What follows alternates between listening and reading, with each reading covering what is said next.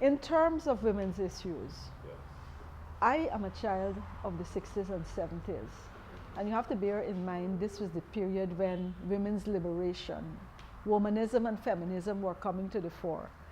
And we were very conscious of the fact that we were capable, intelligent beings who could think for ourselves, who could earn for ourselves, who could make our own decisions and not have to depend on a husband or a father to determine our lives.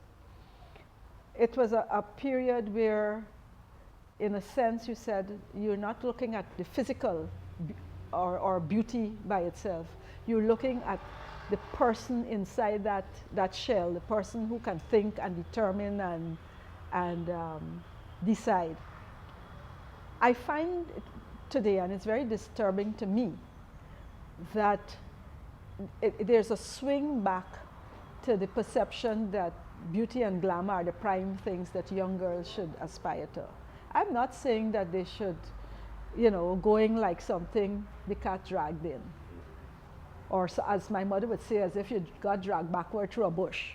But you have to say, there's nothing wrong with being pretty or beautiful, but there's everything wrong with using that as your ticket through life.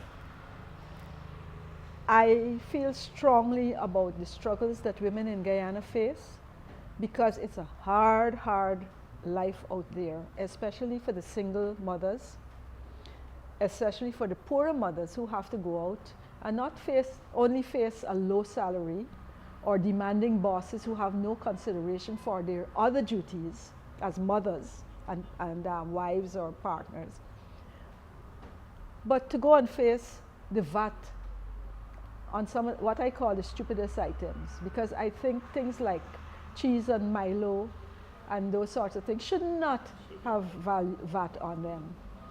Only the luxurious items I feel should be VATable. And this is something I have said for years. I do not who in creation would have believed that that was the right thing to do. Mothers will want to feed their children properly, and especially for the poor mother who has long hours of work and may not be able to sit down and whip up a good meal. You have to make sure that they can feed those children, because if the kids are hungry, they cannot study.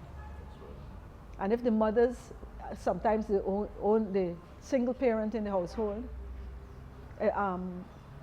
is not earning enough, she can't send her children to school, she can't buy the things, if she gets them to school, she can't buy all the things they might need. Where does that leave us? With children who are deprived and who will not have a chance from day one.